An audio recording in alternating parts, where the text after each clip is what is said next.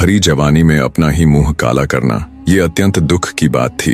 ये तो वो समय होता है जब हर लड़की को सुंदर दिखने की चाह होती है, पर इस दुनिया में बैठे एक से बढ़कर एक हवस के भूखे दरिंदों से बचने के लिए राजकुमारी को यही कृत्य उचित लगा। और इसके सिवा वो बेचारी सोचती भी तो क्या। उसका इस दुनिया से मन तो तभी उठ गया जब वो अपने खुद के घर में खुद के बाप से ही नहीं बच पाई, तो अब तो फिर भी वो घर से बाहर ऐसी खुली दुनिया में थी जहाँ ऐसे ऐसे भेड़िए रहते हैं जो हमेशा किसी को भी नोच कर खा जाने की फिराक में रहते हैं। इसी सोच के साथ अत्यंत भारी हृदय से वो अपने पूरे शरीर पर कालिख पोत लेती है। राजकुमारी तारा ने पूरे शरीर पर इस तरह से कालिख पोत ली कि कोई उसे देखकर ये नहीं बता सकता था कि ये उसका असली रूप है या फिर कालिख पुता हुआ। वो ऊपर से नीचे तक अब एक क्रूप स्त्री नजर आ रही थी।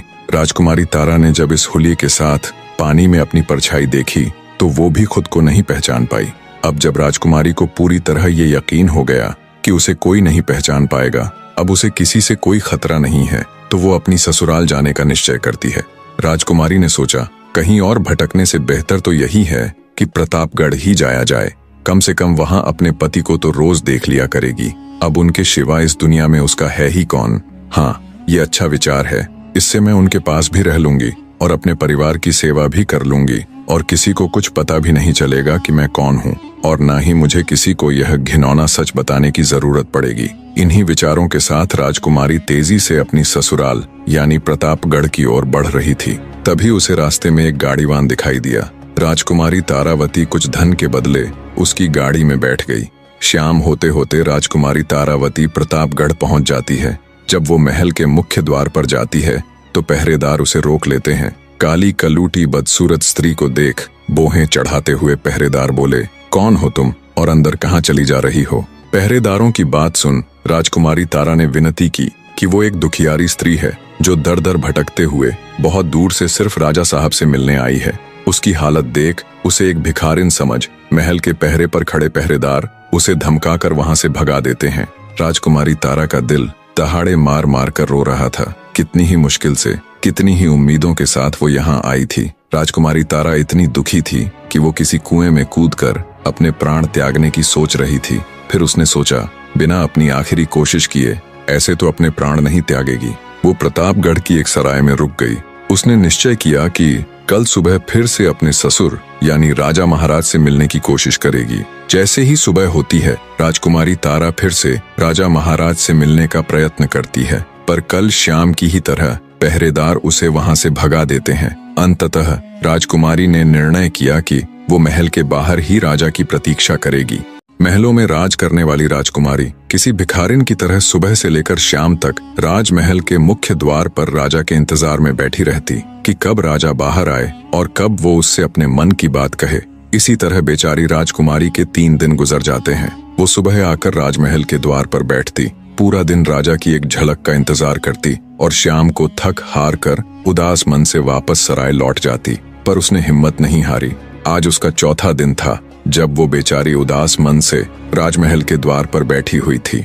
तभी राजमहल का मुख्य द्वार खुलता है और घोड़े पर सवार राजा धर्मपाल राजमहल के बाहर आते हैं। राजा को देखते ही फुर्ती के साथ राजकुमारी तारा उनके घोड़े के आगे खड़ी हो जाती है और कहती है, हे राजा महाराज, बहुत दिनों से मैं आपका इंतजार कर रही हूँ। मुझे आपसे कुछ बात करनी है। एकदम से घोड़े के सामने आई युवती को देख राजा थोड़े से असहज हो जाते हैं और कहते हैं कि कौन हो तुम? राजकुमारी तारा कुछ कहती, इससे पहले ही द्वार पर खड़े पहरेदार बोले, महाराज, ये कोई पागल लड़की है जो पिछले कुछ दिनों से आपसे मिलने की जिद कर रही है। हमने इसको बहुत बार भगाया भी, लेकिन फिर भी ये हर रोज यहाँ आ जाती है। तभी राजकुमारी तारा बोली, माफ करे महाराज, मैं कोई पागल नहीं हूँ। मैं तो एक दुखियारी स्त्री हूँ जो बड़ी उम्मीद लेकर आपसे मिलने आई हूँ।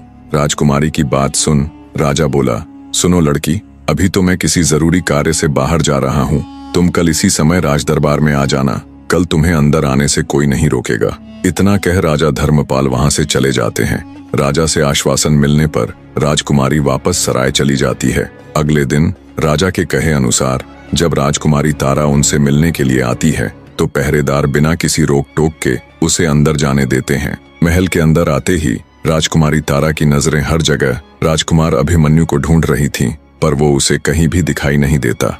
राजकुमारी राजसभा में चली जाती है।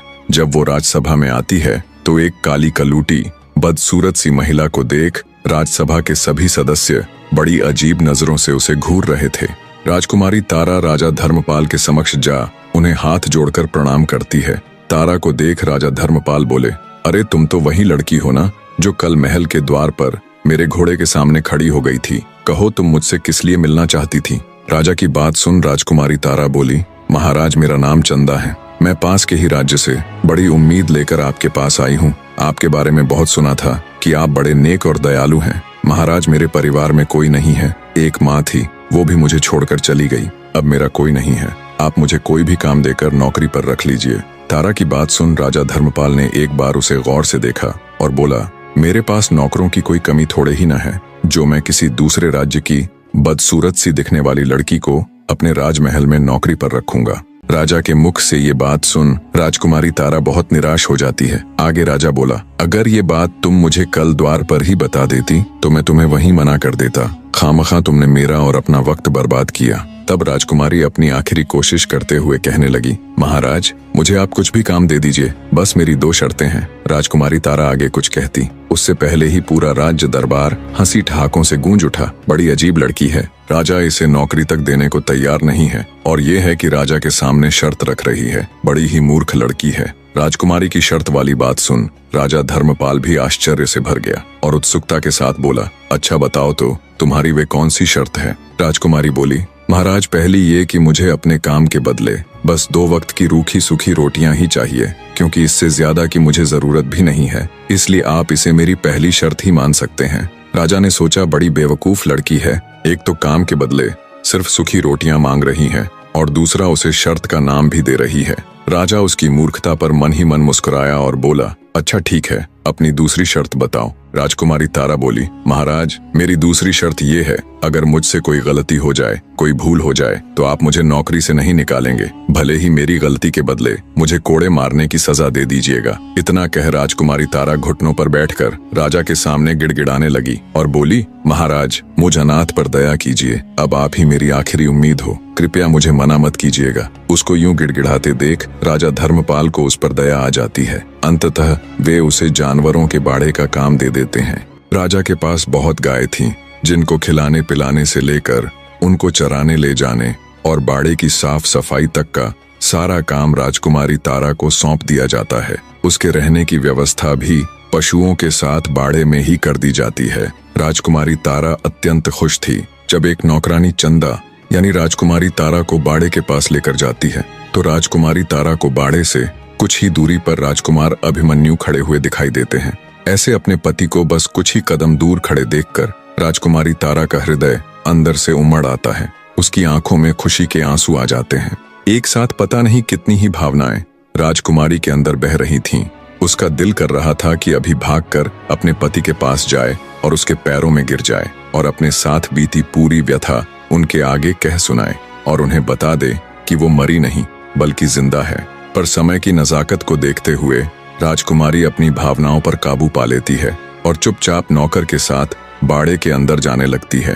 तभी राजकुमार अभिमन्यु के पास खड़े एक व्यक्ति ने हाथ से इशारा कर राजकुमारी तारा को अपने पास बुलाया। धड़कते दिल के साथ राजकुमारी तारा राजकुमार के पास जाती है। आज पहली बार वो अपने पति को इतनी नजदीक से देखने वाली थी। जब राजकुमारी राजकुमार अभिमन्यु के पास गई तो उनके पास खड़ा उनका सेवक राजकुमारी से बोला, तेरा नाम क्या है? राजकुमार अभिमन्यु जानना चाहते हैं। सेवक के इतना कहने पर राजकुमारी तारा राजकुमार अभिमन्यु की तरफ देखने लगी। पहली बार उसने अपने पति को इतने पास से देखा था। वो अपने सुंदर नौजवान पति को आंखों में बसा लेना चाहती थी। जब उसने गौर से राजकुमार अभिमन्यु को देखा तो वो उन्हें देखती ही रह गई। उनका सुंदर रूप और हष्ट-पुष्ट शरीर, ये वही सूरत थी जिसको देखने के लिए वो इतने वर्षों तक तरसी थी, इतने कष्ट सहे थे। राजकुमारी को ऐसे एक सांस राजकुमार को घूरते देख उनके पास खड़ा व्यक्ति बोला, ऐसे क्या देख रही है? क्या तूने कभी कोई राजकुमार नहीं देखा? अपनी नजरें नीची रख। क्या तूने कभी खुद को आईने में देखा है? तू इतनी बदसूरत है, इतनी कलमुही है, अगर तू शीशे को भी देखे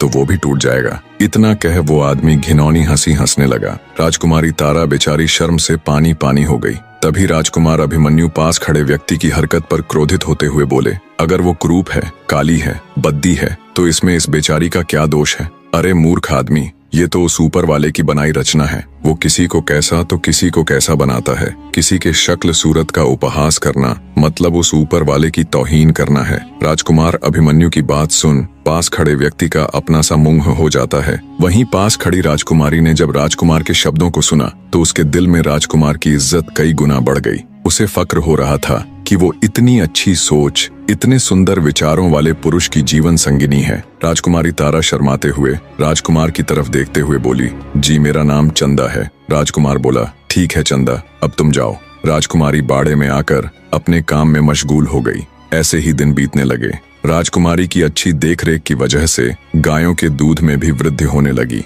सारी गायें अब दिखने में पहले की तुलना में अधिक सुंदर, साफ सुथरी और हष्ट पुष्ट नजर आने लगी। राजकुमारी तारा को जो भी काम सौंपा जाता वो उसे पूरा मन लगाकर करती। धीरे धीरे उससे घृणा करने वाले लोग भी उसका सम्मान करने लगे। राजा अब उसे बाड़े से हटकर अन्य काम भी सौंपने लगे। हर काम को राजकुमारी पूरी लगन के साथ करती। वो हर समय इसी फिराक में रहती कि कब उसे राजकुमार अभिमन्यु के दर्शन हो। जिस दिन राजकुमारी को राजकुमार के दर्शन हो जाते वो दिन उसका बड़ी खुशी के साथ गुजरता। ऐसे बीतते समय के साथ राजकुमारी तारा के दिन भी बड़े अच्छे से गुजर रहे थे। दूसरी तरफ उसका पिता यानी राजा मदनपाल राजकुमारी के न मिलने से बहुत अधिक चिंता में रहता था। वो उसकी गुमशुदगी की घोषणा भी नहीं करवा सकता था क्योंकि उसने राजकुमारी तारा को मृत घोषित किया हुआ था। हर गुजरने वाला दिन अब राजा मदनपाल के लिए किसी नरक में बिताए गए भयानक साल के बराबर होता।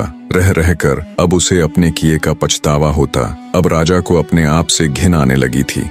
अब राजा मदनपाल को पूरी दुनिया में अपने से बुरा कोई भी व्यक्ति नहीं लगता। उसे लगता जैसे सारे संसार में सबसे दुष्ट और घिनौना व्यक्ति वही है, और ये सच भी था। राजा मदनपाल रात रात भर जाग कर खुद पर कोड़े बरसाता।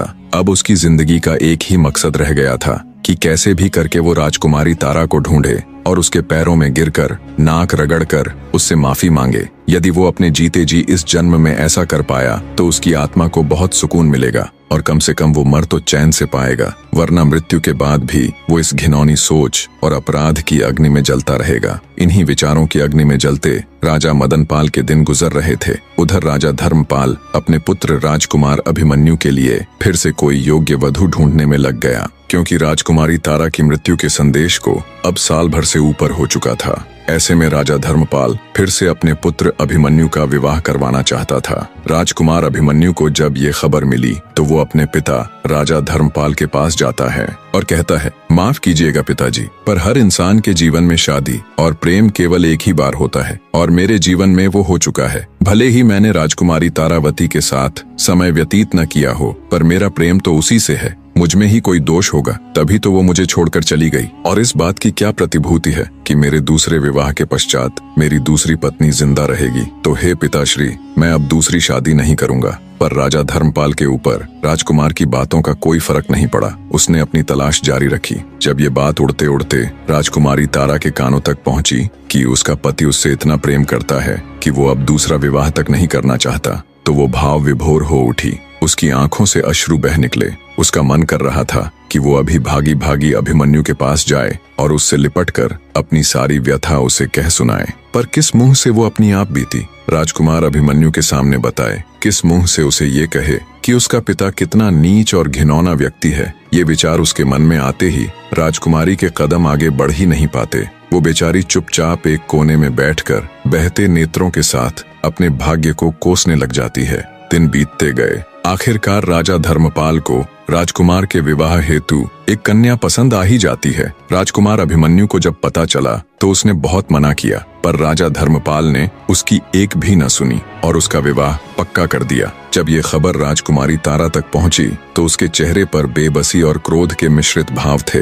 राजकुमारी तारावती ने निश्चय किया कि चाहे कुछ भी हो जाए, चाहे उसे कुछ भी करना पड़े, वो राजकुमार अभिमन्यु का विवाह अन्य किसी दूसरी स्त्री के साथ नहीं होने देगी। एक औरत सब कुछ सहन कर सकती है, पर अपने जीते जी अपने पति का विवाह किसी दूसरी औरत के साथ ये वो कदापि नहीं देख सकती। ये उसके लिए कभी न खत्म होने वाले अंगारों के रास्ते पर चलने जैसा है। अगले दिन राजा ने चंदा को राज दरबार बुलाया और राजकुमार के विवाह से संबंधित सारा कार्य उसे सौंपते हुए कहने लगे, चंदा, जो भी काम तुम्हारी देख रेख में होता है वो एकदम सही तरीके से होता है। तो राजकुमार अभिमन्यु की शादी में जो भी छोटे मोटे काम होंगे, जैसे खाने पीने की व्यवस्था, साजो सजावट की व्यवस्था और कपड़े वगैरह उन सब की जिम्मेदारी तुम्हारी है। राजा की बात सुन चंदा अंदर ही अंदर जल भुन गई। उसे लगा जैसे राजा उसको उसी की अर्थी जलाने की जिम्मेदारी दे रहे हो। चंदा बेचारी चुपचाप हाँ में गर्दन हिलाकर दरबार से चली जाती है। राजकुमार अभिमन्यु की शादी का मुहूर्त कुछ ही दिन बाद का निकला था। सब कुछ इतनी जल्दी करने की वजह थी राजा धर्मपाल का डर। उसे डर था कि शादी से नाखुश राजकुमार कोई बखेड़ा खड़ा न कर दे, इसलिए वो जल्द से जल्द उसका विवाह संपन्न करवाना चाहता था। दिन बीतते जा रहे थे। हर बीतते दिन को राजकुमारी तारा रो रो कर काट रही थी। उसे कुछ भी समझ नहीं आ रहा था कि वो ऐसा क्या करे जिससे राजकुमार अभिमन्यु की शादी टल जाए। दूसरी तरफ महल में शादी की तैयारियां जोरों पर थीं। अब शादी में सिर्फ 2 दिन ही शेष रह गए थे। राजकुमार की शादी थी तो राजा ने बहुत बड़े भोज का आयोजन भी किया हुआ था। आसपास के सभी गांवों से लेकर पास लगते राज्यों तक को भोज का निमंत्रण दिया हुआ था। पुराने समय में जब बड़े पैमाने पर भोज का आयोजन किया जाता तो भोजन के लिए मिट्टी के बर्तन उपयोग में लाए जाते थे। तो शादी भोज के लिए कुम्हार जब मिट्टी के बर्तनों को लेकर राजमहल आया तो उसने चंदा से पूछा, इन बर्तनों को कहाँ उतारना है? गुस्साई चंदा बोली, इन्हें बाहर ले जाकर पटक दो। चंदा की बात सुन कुम्हार असमंजस में पड़ गया। अब चूंकि राजा ने चंदा को ही देख रेख का कार्यभार सौंपा हुआ था तो वो उसके कहे को टाल न सका और उसने बाहर जाकर सभी बर्तनों को नीचे पटक दिया। फलस्वरूप सभी बर्तन नीचे गिरते ही टूट गए। इतने में तेली भी तेल के पात्र लेकर आ गया। राजकुमारी तारा ने हुक्म देकर वो सारा तेल भी मिट्टी में उड़लवा दिया। यही कृत्य उसने ग्वाले के साथ भी किया। ग्वाला जब दूध लेकर आया तो चंदा ने उसके सारे दूध को भी जमीन पर बिखरवा दिया और अंत में जहाँ खाने की सामग्री रखी हुई थी वहाँ अनेकों कीटों को छोड़ दिया, जिससे सारी भोजन सामग्री भी नष्ट हो गई। जब राजा को चंदा की इन सभी हरकतों का पता चला तो वो आग बबूला हो गया। राजा ने तुरंत उसे पकड़कर लाने का आदेश दिया। कुछ ही पलों में सिपाहियों ने उसे पकड़कर राजा के सम्मुख पेश किया। गुस्साए राजा का मन तो कर रहा था कि वो अभी धक्के मारकर तुरंत उस कलमुही चंदा को अपने राज्य से बाहर कर दे, पर राजा अपने ही वचनों में बंधा हुआ था। उसने चंदा यानी राजकुमारी तारा को ये वचन दिया था कि वो उसे नौकरी से कभी नहीं निकालेगा। तो वचनबद्ध राजा ने अपना गुस्सा शांत करने और चंदा को उसकी सजा देने के लिए सिपाहियों को आदेश दिया कि इसको 100 कोड़े मारे जाएं। कोड़े भी ऐसे कि हर कोड़े के साथ इसकी खाल उधड़ जाए। इसको पता तो चलना चाहिए कि इसने क्या जरूरत की है। राजा के आदेश पर राजकुमारी तारा को 100 कोड़े लगाए गए। कोड़े लगने से घायल बेचारी चंदा खून के आंसू रो रही थी। मारे दर्द के वो बिलबिला रही थी। कोड़े मारने की सजा पूरी होने पर सिपाही उसको उसकी झोपड़ी में छोड़ जाते हैं। वहाँ उसे उसी हालत में पड़े पड़े 1 दिन और निकल जाता है। किसी ने भी राजकुमारी तारा की कोई सुध नहीं ली। एक तो कोड़ों की मार, ऊपर से राजकुमार की शादी का दुख, मानो दुनिया जहान के सारे दुख बेचारी राजकुमारी को एक साथ मिल गए हों। उसे सबसे ज्यादा दुख तो इस बात का था कि कल ही राजकुमार अभिमन्यु की शादी है। राजकुमार की शादी को टालने की उसकी हर योजना असफल हो चुकी थी। दुखी बैठी राजकुमारी तारा के मन में फिर से एक विचार आया, जिससे उसकी आंखें एक बार फिर चमक उठी। अचानक वो अपने सारे दुख दर्द भूल एक नई ऊर्जा के साथ उठ खड़ी होती है और अपने दर्द को भूल हिम्मत करके राजा की घुड़साल में जाती है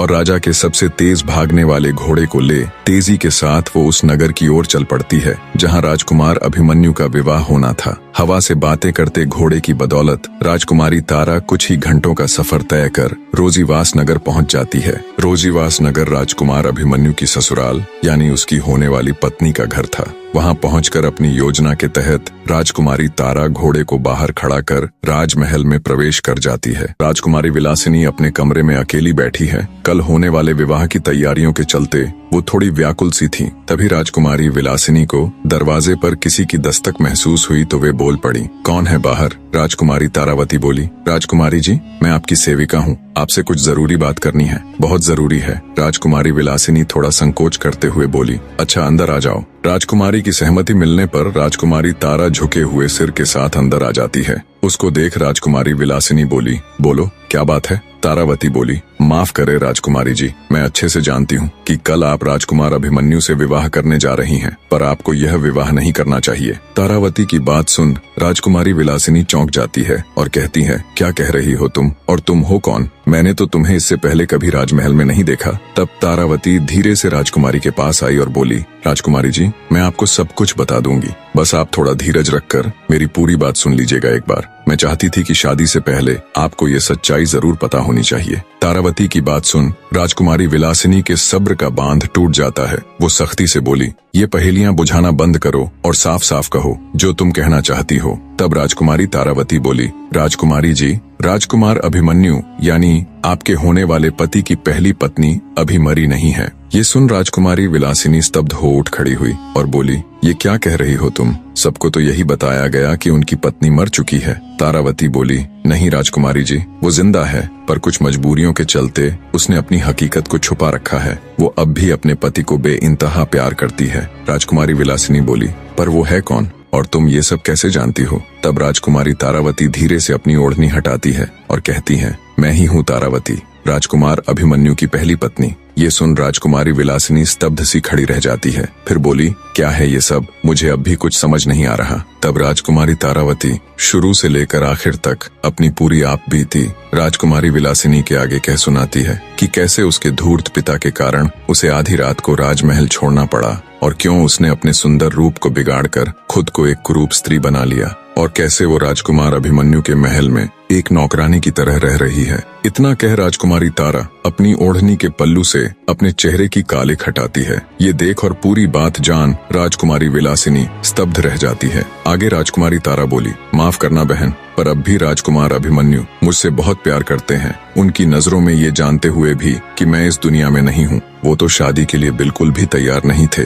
पर अपने पिता के कारण मजबूरी में वो ये सब कर रहे हैं। राजकुमारी तारा की पूरी बात सुन राजकुमारी विलासिनी हैरानी के साथ साथ बहुत भावुक भी हो जाती है और कहती है, तो फिर तुम ये सब राजकुमार को बता क्यों नहीं देती? कब तक अपने मुंह पर ऐसे कालिक पोते अपनी सच्चाई को छुपाती फिरोगी? आगे राजकुमारी विलासिनी तारावती से कहती है, ये सब जानने के बाद मैं तो राजकुमार अभिमन्यु से विवाह के लिए मना कर दूंगी, पर जब राजकुमार अभिमन्यु के पिता कहीं और उनकी शादी तय कर देंगे तो क्या तब भी तुम वहां जाकर उसकी होने वाली पत्नी को अपनी ये दास्तां सुनाती फिरोगी? और ऐसा कब तक करती रहोगी तुम? राजकुमारी विलासिनी की बात सुन तारावती बोली, नहीं राजकुमारी जी, ऐसा नहीं है। मैं बहुत जल्द अनुकूल समय देखकर अपनी सच्चाई राजकुमार अभिमन्यु को बता दूंगी, पर हे राजकुमारी साहिबा, तब तक मेरी आपसे एक गुजारिश है कि आप ये राज किसी को भी नहीं बताएंगी, क्योंकि मैं नहीं चाहती कि मेरी हकीकत, मेरी सच्चाई का पता राजकुमार अभिमन्यु को किसी और से चले। आखिर राजकुमारी विलासिनी भी थी तो एक औरत ही।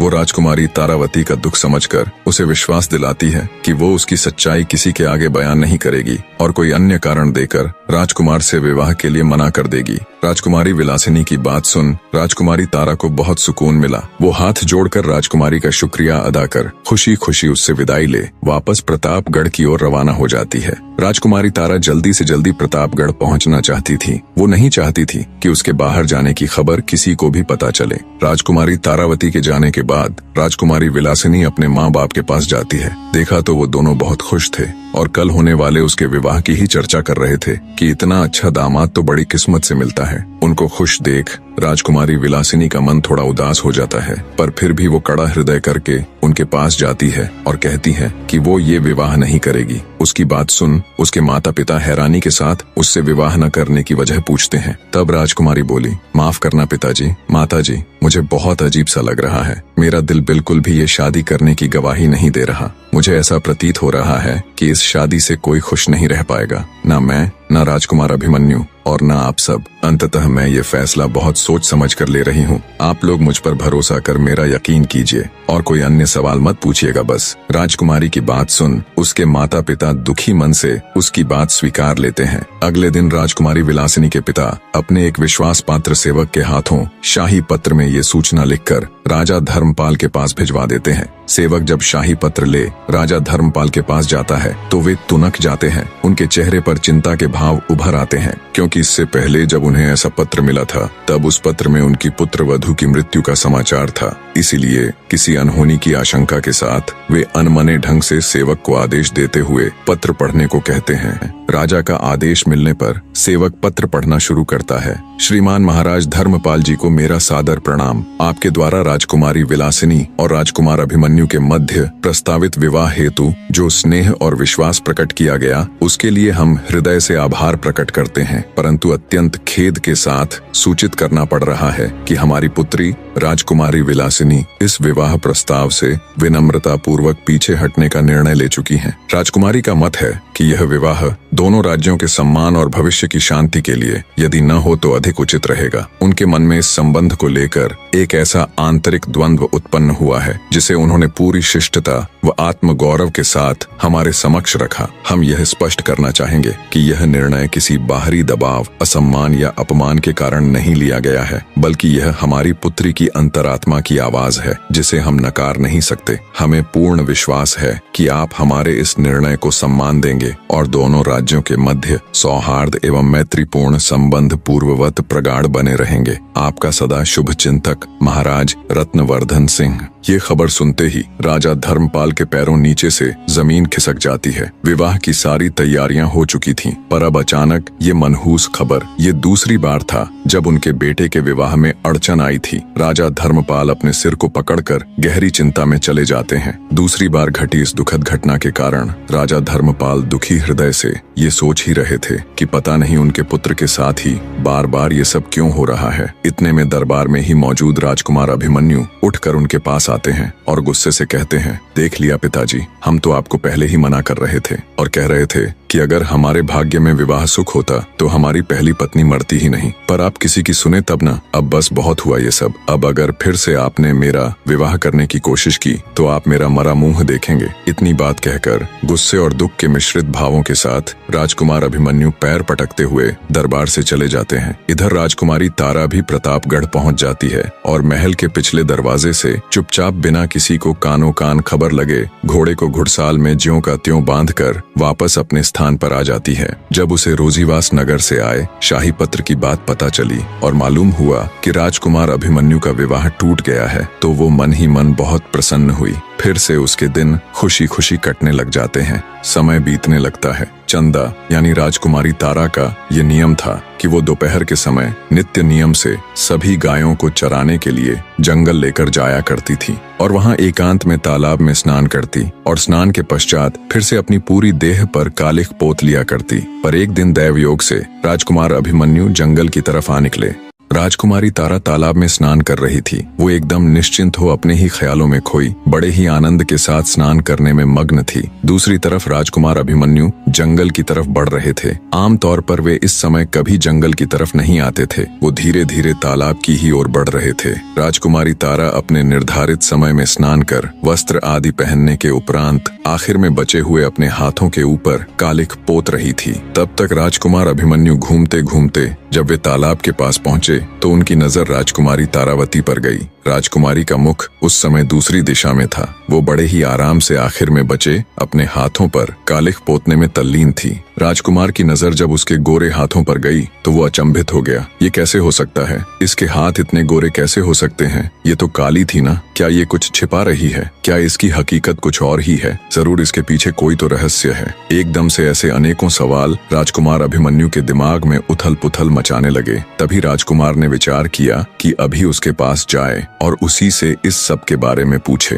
पर अगले ही पल वो कुछ सोचकर रुक गया। उसने विचार किया कि वो कल फिर से इसी समय यहाँ आएगा और पूरी सच्चाई का पता लगाएगा। इसी सोच के साथ राजकुमार अभिमन्यु ने चुपचाप अपना घोड़ा वापस मोड़ लिया और जरा सा भी शोर किए बिना वहां से चला गया। रात को उसे ठीक से नींद भी नहीं आई। बार बार उसकी आंखों के सामने चंदा के हाथों की छवि उभर कर आ रही थी। आखिर एक कुरूप स्त्री के हाथ इतने सुंदर कैसे हो सकते हैं? इन्हीं विचारों की उधेड़-बुन में करवटें बदलते बदलते सुबह हो जाती है। सच्चाई का पता लगाने के लिए राजकुमार अभिमन्यु कल बीती घटना के समय से बहुत पहले ही जंगलों में चला जाता है और तालाब के पास झाड़ियों में छिप कर बैठ जाता है। दोपहर का समय हुआ तो गायों के रंभाने की आवाज उसके कानों में पड़ी। राजकुमार अभिमन्यु और अधिक सतर्क होकर बैठ जाता है। कुछ ही देर में राजकुमारी तारा गायों के साथ तालाब के निकट पहुंच जाती है। हमेशा की तरह उसने गायों को चरने के लिए छोड़ दिया और खुद तालाब के किनारे जा स्नान करने के लिए अपने वस्त्र उतारने लग जाती है।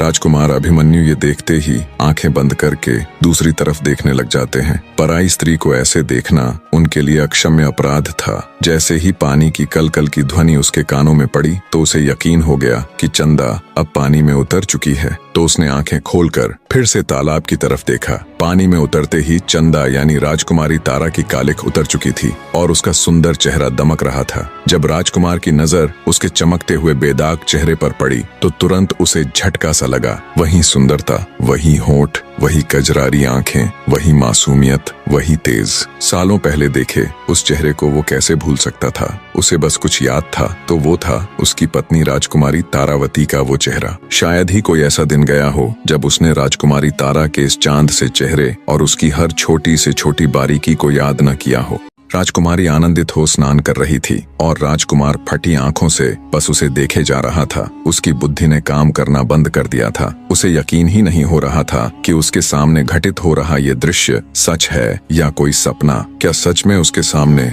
उसकी पत्नी राजकुमारी तारा है या कोई और? एक साथ इतना सब कुछ वो सहन नहीं कर पाया और वहीं गश खाकर गिर पड़ा। जब राजकुमार की मूर्छा टूटी और उसे होश आया तो देखा वहां कोई नहीं था। चंदा वहां से जा चुकी थी और दिन भी ढल चुका था। विचारों के सागर में मंथन करते हुए राजकुमार अभिमन्यु वापस महल में आ गया। बिना खाना खाए, बिना जलपान किए वो सीधे अपने कमरे में चला गया और फिर से वही सब सोचने लगा। क्या मैंने आज जो कुछ देखा वही सत्य है? क्या मेरा दिल जो कह रहा है वही सत्य है? लेकिन कैसे? ऐसा कैसे हो सकता है? तारा तो बहुत साल पहले मर चुकी है और कहाँ महल में काम करने वाली कुरूप चंदा? आखिर क्यों मेरा दिल उसकी तरफ खींचा चला जा रहा है? इसमें कुछ तो रहस्य है। मैं इस रहस्य को खोल कर रहूंगा। अगले दिन फिर से राजकुमार चंदा के आने से पहले ही जंगल में जाकर उसी जगह पर झाड़ियों की आड़ लेकर बैठ गया। रोज की तरह आज भी चंदा आई और स्नान करने तालाब में उतर गई। कल की भांति तालाब में उतर जाने के बाद फिर से राजकुमार ने उसे देखा। अब राजकुमार को ये पक्का हो चुका था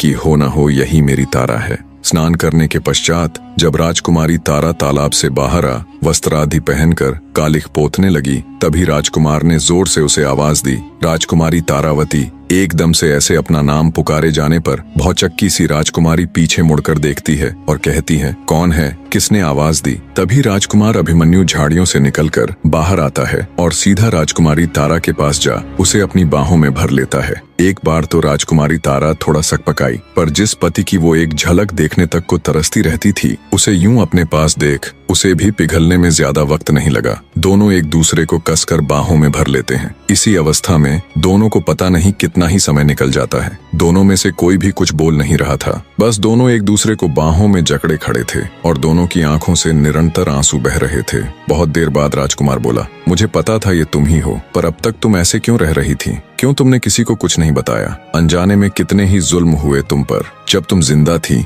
तो क्यों अपनी मृत्यु का संदेश भेजा? और फिर क्यों यहाँ इतनी मुश्किलों में एक छोटी सी नौकरानी बनकर रही? राजकुमार ने एक साथ ढेरों सवाल दाग दिए, पर राजकुमारी तारा बिना एक भी शब्द बोले बस रोए जा रही थी। उसे तो जैसे आज सारा जहां मिल गया हो। कुछ देर बाद दोनों थोड़े शांत हुए तो वहीं तालाब के किनारे बैठ गए। राजकुमार का अपने प्रति प्रेम और सम्मान देखकर राजकुमारी तारा ने निश्चय किया कि वो राजकुमार को सब बता देंगी। यही वो अनुकूल समय है। फिर राजकुमारी ने शुरू से लेकर अंत तक अपनी पूरी व्यथा बहते नेत्रों के साथ राजकुमार अभिमन्यु के आगे कह सुनाई। सब कुछ जानने सुनने के बाद राजकुमार अभिमन्यु भौचक्का रह जाता है। नाजुक सी राजकुमारी कितना कुछ झेल गई। राजकुमारी तारा के रूप में मिली जीवन संगिनी पर उसे गर्व हो रहा था, जिसने अपनी इज्जत बचाने के लिए अपने घर बार तक को छोड़ दिया, नौकरानियों की तरह रही और क्या कुछ नहीं सहा। राजकुमार अभिमन्यु बोला, सुनो प्रिय, जो हुआ मैं उसको बदल तो नहीं सकता, पर आज मैं तुमसे एक वादा करता हूँ कि मैं अब कभी भी कोई भी दुख दर्द, कोई भी मुश्किल तुम्हारे जीवन में नहीं आने दूंगा। तुम्हें हर वो खुशी दूंगा जिसकी तुम हकदार हो। मुझे गर्व है तुम्हारे जैसी जीवन संगिनी मिलने पर। और तुम किस बात के लिए शर्मिंदा हो रही हो? अरे तुमने तो वो किया और सहा है जो शायद दूसरी कोई भी औरत न सह पाती और न कर पाती।